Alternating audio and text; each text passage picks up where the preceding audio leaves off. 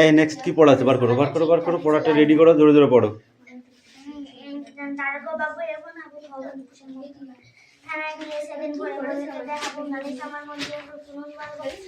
চারজন ভাই আমার একটা ঘরে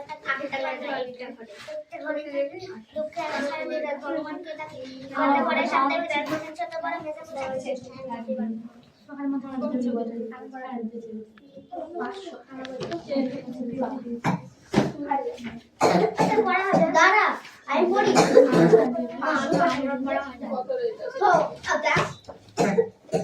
এই কি রে কবিতা লিখে ফেল, কবিতাটা লিখে ফেল। না দেখে মোটেই দেখবি না।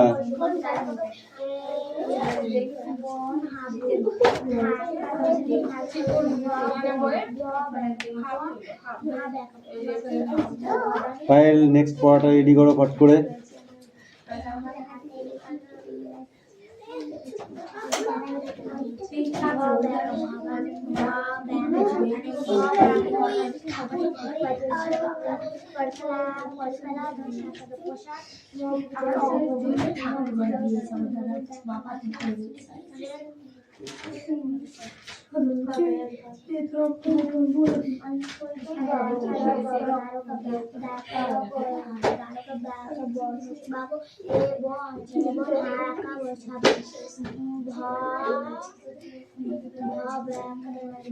Samples.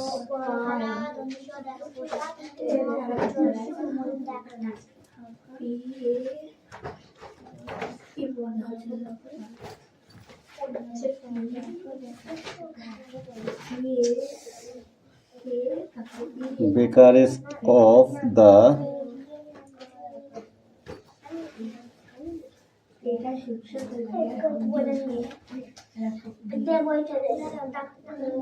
chair.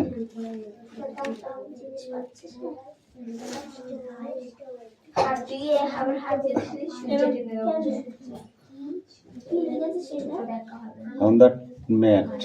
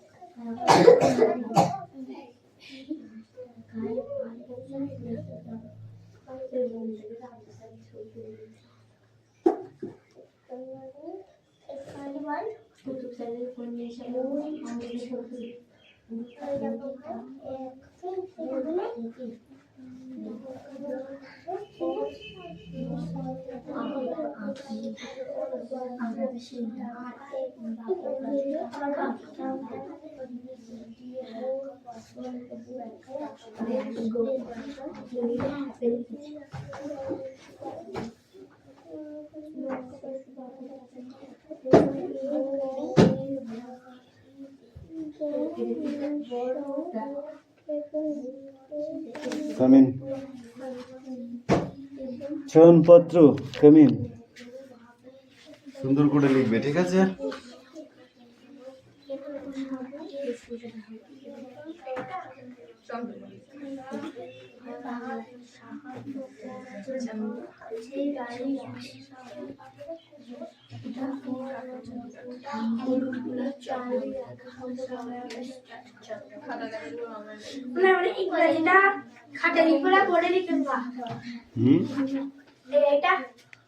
ওটা খাতাইতে লিখতে দেবো,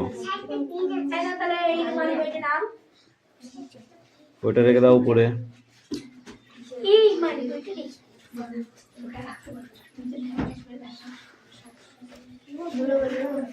এগো মিষ্টি বাবু নাকি? পড়া হয়েছে আপনার? লিখেছো? কি লিখেছো পড়ো দেখি।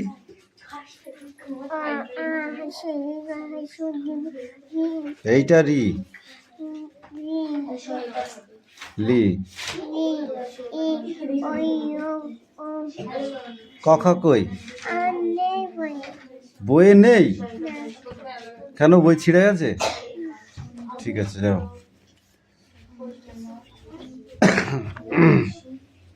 6 থেকে 3 বাদ দিলে 3, 5 থেকে 2 বাদ দিলে 3, 7 থেকে 2 বাদ দিলে 6 হয় না। এটা 5 হয়েছে? 5 ওরকম হয় না, এরকম হয়। বুঝেছো? যাও।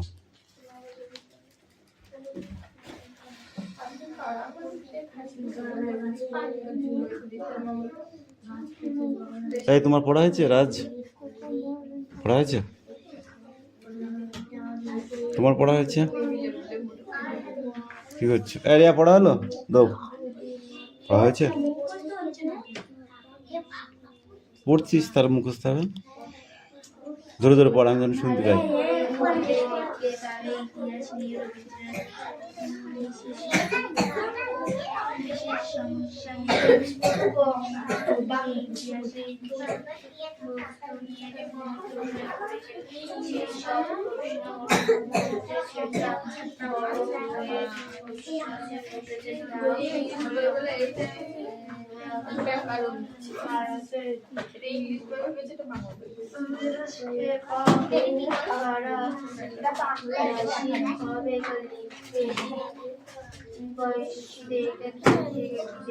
পড়ো। There is a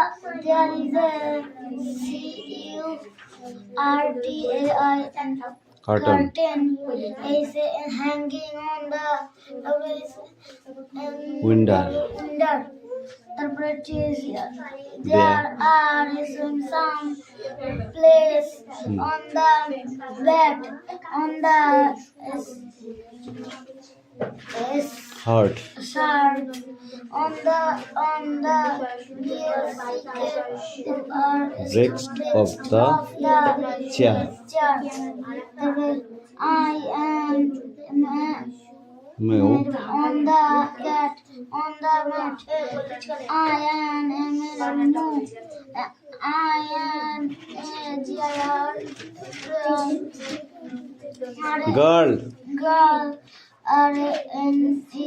Ramin is my brother. Ria is my SIST your sister. They are elder to me. elder to me. Okay. চলো দাঁড়া।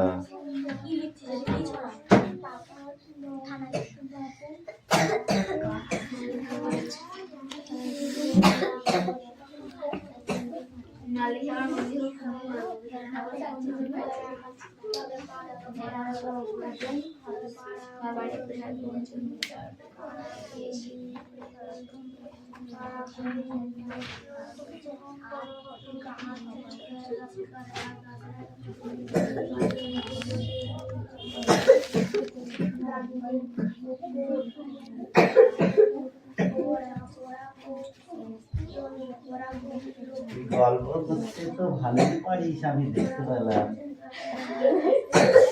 তুই বলি কথা নেই, এগুলো কি মিথ্যে মিথ্যে মিথ্যে কথা বললি? আমাকে মিথ্যে কথা বললি? মিথ্যে কথা কেন বললি বল? কথা কর, সব কর। কি গ ঘ ঙ চ ছ গুলকি জ ঝ তাই কি বই আছে পড়। চ ছ জ ধ মূর্ধন্য ত দ দ ধ দূর্ধন্য খ খ গ ঘ ম জ র র ব। কোথায় হাত দিচ্ছিস? তালবস্য মধ্যস্য দন্তস্য হ গুড়াহ আঢ় অন্তুষ্ট পণ্ডিত অনিশ্বর বিসর্গ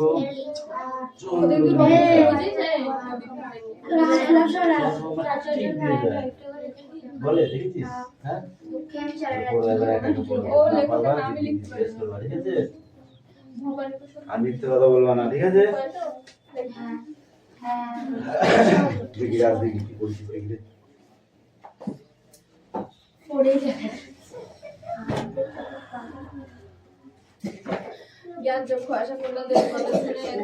পরে অমল কোথায় গেল?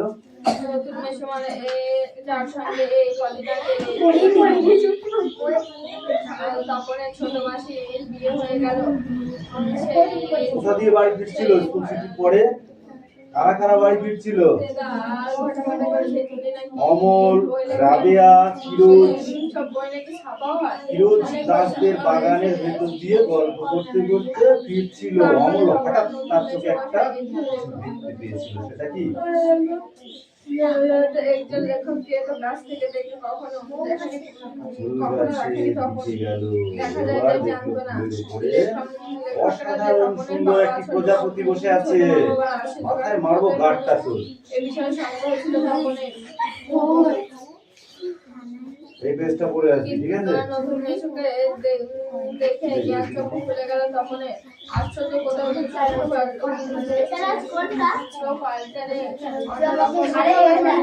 মানুষ সে ওদের মতোই দাড়ি কামান, সিগারেট খান, খেতে বসেন, আরো পর তামা তুলি সব আছে দেখ। চাঁদের সময় তাছাড়া ঠিক ছোট মামাদের মতো দেখ কি আছে, ভালো করে পড়লে দেখতে পাবে ইতিহাস নিয়ে রবীন্দ্রনাথের বিশেষ সমস্যা নেই। কার সমস্যা নেই? রবীন্দ্রনাথের। বরং সেই ইতিহাসের বিষয়বস্তু নিয়ে তিনি প্রশ্ন করেছেন। ইতিহাসের যে বিষয়বস্তু, ইতিহাসে কি থাকে? পুরাতন দিনের কথা থাকে, ঠিক আছে, পুরানো জিনিসের কথা থাকে, মাটি, হ্যাঁ, রাজাদের কথা থাকে, মন্ত্রীদের কথাও থাকে, ঠিক আছে, তারপরে যুদ্ধ বিগ্রহের কথা থাকে, ঠিক আছে, তারপরে মর্মন্ত্রিক কোনো ঘটনার কথা থাকে, তাই তো?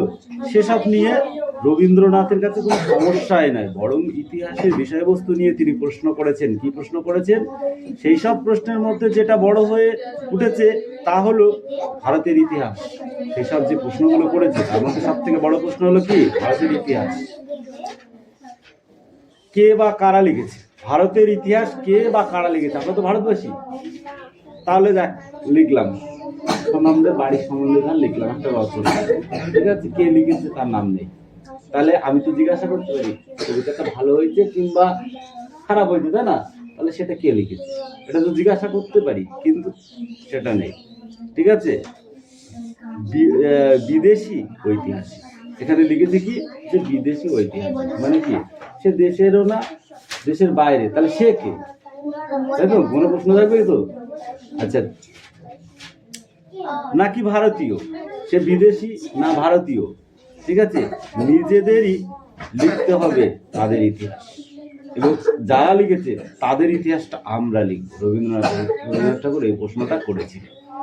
রবীন্দ্রনাথের বেশ কিছু বছর আগে এইরকম প্রশ্ন তুলেছিলেন বঙ্কিমচন্দ্র চট্টোপাধ্যায়। তাহলে রবীন্দ্রনাথের বেশ কিছু আগে ইতিহাস সম্পর্কে যে প্রশ্ন তুলেছিল তিনি কে? কি লিখতে হবে? কি লিখতে হবে বল? বঙ্কিমচন্দ্র চট্টোপাধ্যায়, এক্ষুনি বলে দিলাম। তারও বক্তব্য ছিল, এই বঙ্কিমচন্দ্র চট্টোপাধ্যায়ের বক্তব্য ছিল কি? ছিল বাঙালি ইতিহাস চর্চা, অর্থাৎ বাঙালি জাতির অতীতের কথা বাঙালিকে জানতে হবে। বাঙালি জাতির যে অতীতের কথা সেটা বাঙালিকে জানতে হবে, না জানলে আর রক্ষা নেই। কিন্তু কেন রক্ষা নেই? কি জন্য ইতিহাস জানা নিয়ে এত ভাবনা চিন্তা? ইতিহাস জানা নিয়ে আমাদের এত ভাবনা চিন্তা কিসের? আজ যে দেখা যাচ্ছে, ঠিক আছে, এরকম একরকম এই আজ অর্থাৎ বর্তমান এসেছে ইতিহাস থেকে। এই যে আজকে 200 বছর পিছিয়ে যায়, 500 বছর পিছিয়ে যায়, ঠিক আছে, সেদিনকে এরকম আজকের দিনটা তারাও বলতো যে আজ আমাদের হাটবার, তাই তো?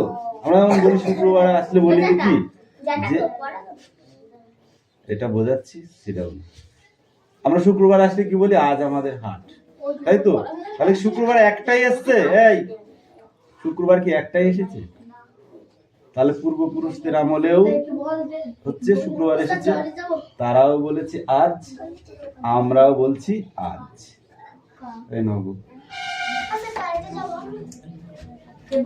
যে কথা না সবাই জানে, আমি পরে পড়াবো, তাই না?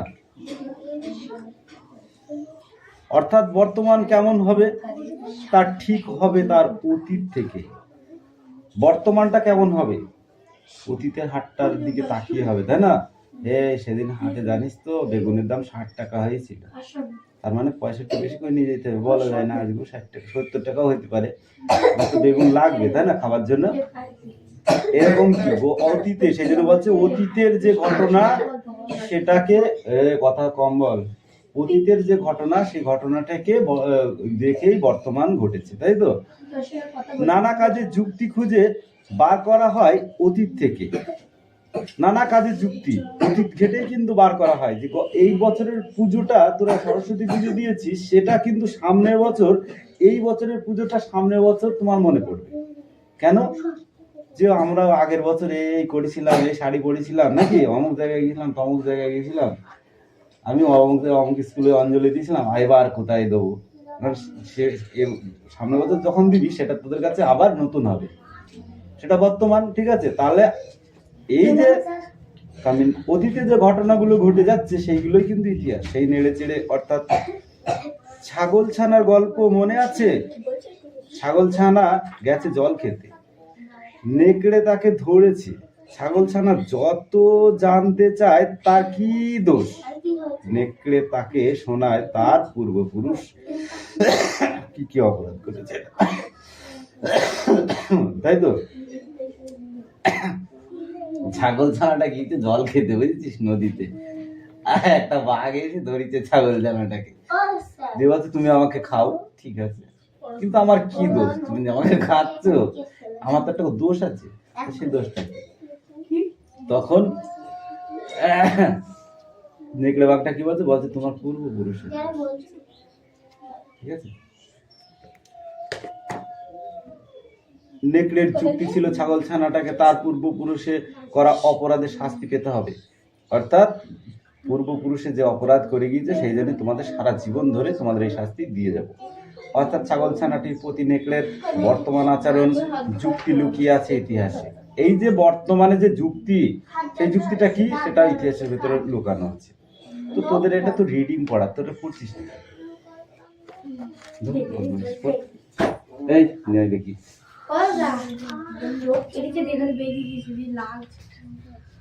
ওটায় হাত দিতে হয় না, পড়াটা রেডি করো, তারপর বাড়ি গিয়ে আস্তে আস্তে আস্তে আস্তে আস্তে কুচ করে কেটে ফেলবো। নিয়ে নিয়ে নিয়ে নিয়ে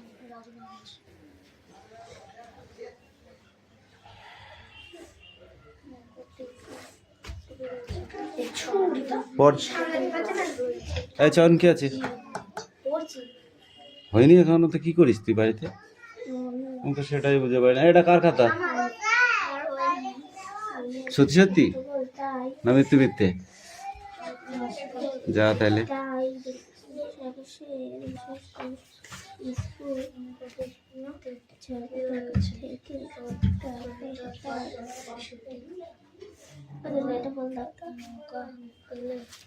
কি আছে এটা?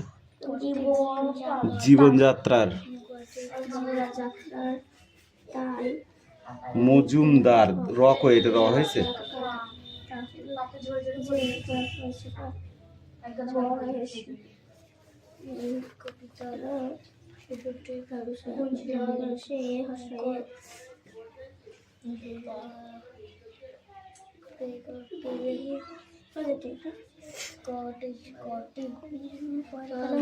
প্রাঙ্গণে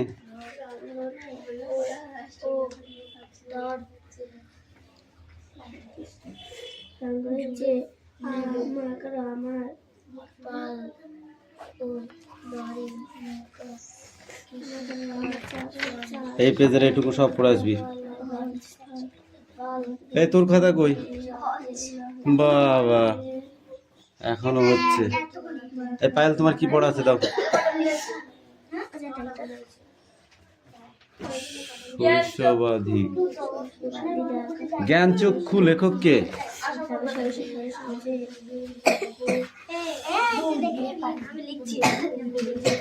কোন কথাটি শুনে তপনের চোখ মার্বেলের মতো হয়ে গেল?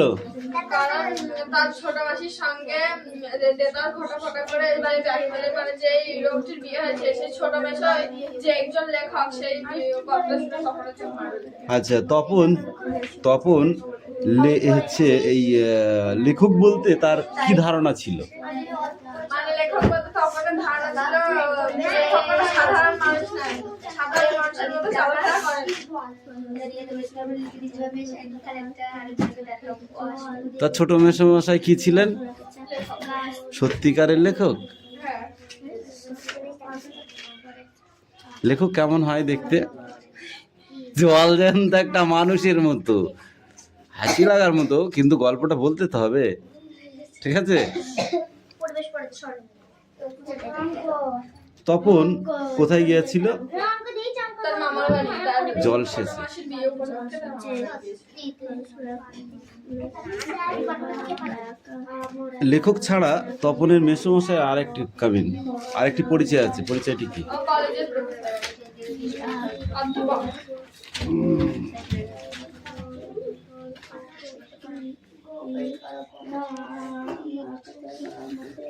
সিগারেট খেতে খেতে তপনের মেসমশাই কি বলেছিলেন?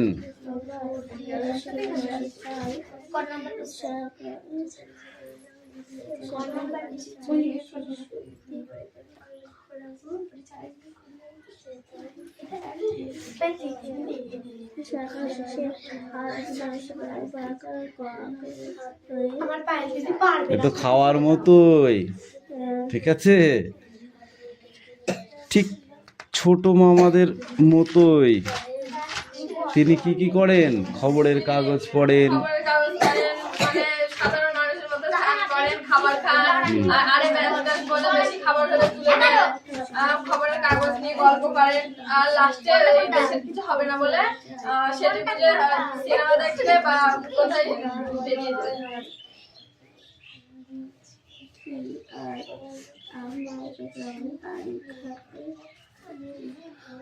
তপনের মেসমশাই শ্বশুর বাড়িতে কেন রয়ে গেল?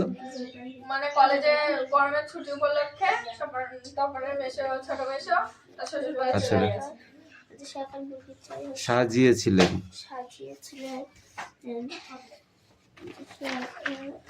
তারপরে এই 2 পৃষ্ঠা পড়বি। এই গল্পটা থেকে অনেক প্রশ্ন হয়, প্রত্যেকবার পরীক্ষায় প্রশ্ন হয়, বুঝলি?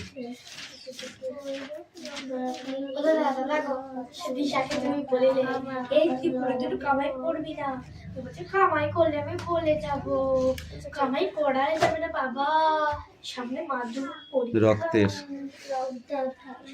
শোন, একটা কথা বলবো, মাধ্যমিকে কে কত পড়েছিস রেজাল্টে বোঝা যাবে।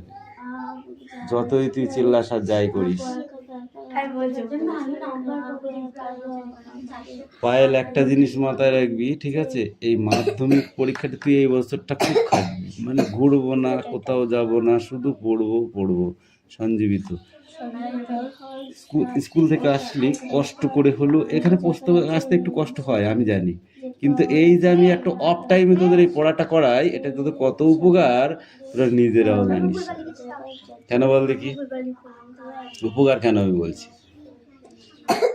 সকালবেলা বাড়িতে পড়া রেডি করতে পারবি যদি অন্য পড়া থাকে না থাকে, এটা নিয়ম তো বলো। স্কুল থেকে ফিরে সেই টাইমটা ঘুরে বেড়াতিস ফালতু, সেই টাইমটা এখানে পড়াটা রেডি হয়ে যাচ্ছে। বাড়ি গেলি, এবার একটুখানি ফ্রেশ হলি, আধা ঘন্টা ঘুরলি, বই পড়তে বসলি, একদম মাইন্ড ফ্রেশ হয়ে যাবে, পড়াগুলো সব রেডি করতে পারবি, যেখানে পড়া আছে সব রেডি করতে পারবি। তাহলে এই যে একটা অফ টাইমে পড়া হচ্ছে, ঠিক আছে, এই টাইমটা কিন্তু তুই খুঁজে কোনোদিনও পেতিস না। তুই স্কুল থেকে বাড়ি এসে এই টাইমে পড়তে বসবি না, কেউ বসবে না। বসবে? তুই এতক্ষণ পড়ছিলি, তাহলে এইগুলো আমাকে তখন জিজ্ঞাসা করিস নি কেন সেটা বল। দূর্বাঘাসের, বুঝতে পেরেছিস কি বললাম? আমরা মাধ্যমিক পরীক্ষা দেওয়ার সময় 18 ঘন্টা পড়েছি 24 ঘন্টার মধ্যে। থাকে ক ঘন্টা? 6 ঘন্টা। 6 ঘন্টার মধ্যে 4 ঘন্টা ঘুমিয়েছি, 2 ঘন্টা খাওয়া দাওয়া, বাকি 18 ঘন্টা পড়েছি। বুঝতে পেরেছিস? অজ্ঞান হলেই হবে না। আমাদের যে সিলেবাস ছিল, ওই সিলেবাস তোদের যদি থাকতো, অজ্ঞান কেন দাঁত লেগে যেত তোদের। এক একটা ইতিহাসের কোশ্চেনের অ্যান্সার ছিল 4 পৃষ্ঠ, এরকম তোর বাংলা পেজের না 3 পেজ 4 পেজ করে। 52টা রচনা মুখস্থ করু মনে হচ্ছে যদি না আসে। তখন এত কমন দেওয়ার মতো কোনো ম্যান ছিল না, মাস্টার ছিল না। এখন আমি তোকে 4টে কোশ্চেন রচনা বলে দেবো, গ্যারান্টি আসবে, আসতেই হবে, একটা পাবি, ঠিক আছে? কিন্তু তখন এরকম গ্যারান্টি দেওয়ার মতো কেউ ছিল না। তাও আমার শুধু একটাই চিন্তা ছিল বাংলা পরীক্ষা দিতে গিয়ে, যদি রচনা না পারি, যদি কমন না হয় রচনা, মানে 52টা পড়েও নিজের মধ্যে কনফিউজ আছে, ঠিক আছে? যা মনে হয় বাঁধবে না। কি বললাম বুঝতে পেরেছিস? তারপরে গিয়ে দেখি সোজা ইজি কোশ্চেন চলে এসেছে, পরিবেশ দূষণতার প্রতিকার, বুঝেছিস? বেশি বেশি কমন পেলে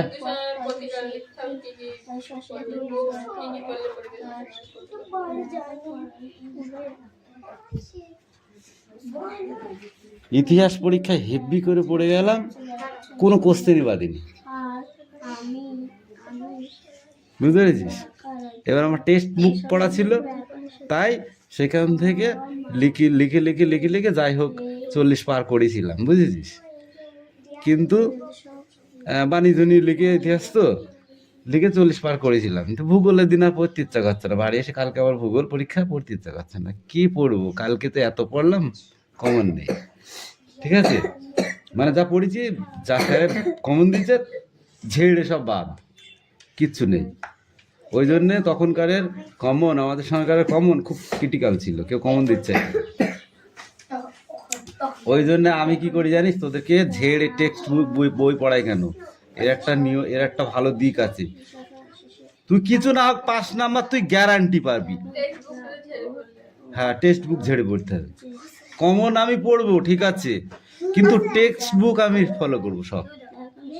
আর কমনটা বেশি করে পড়বো, কিন্তু টেক্সট বুকটাও পড়বো। টেক্সট বুক যদি আমি পুরো ঝেড়ে পড়ি, তবেই আমার সব জায়গায় যত কঠিন কোশ্চেনই হোক আমি পাস করতে পারবো। নাম্বার হয়তো কম হবে, কিন্তু পাস ফেল করবো না, বুঝতে পারলি?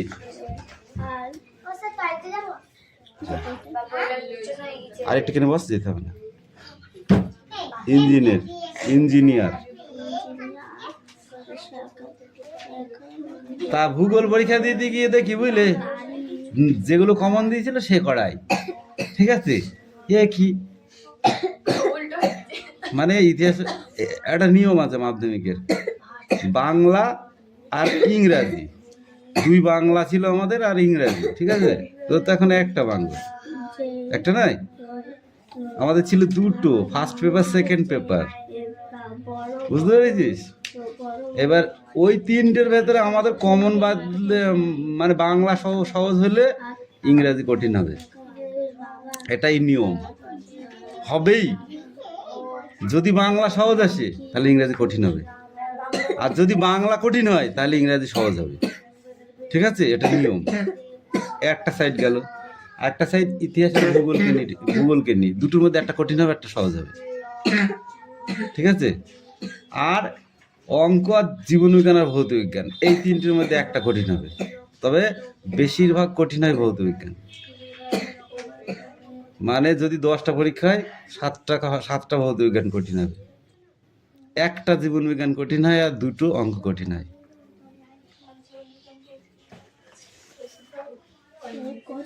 মানে ওই জন্য ভৌত বিজ্ঞানটা খুব ভালো করে পড়তে হয়।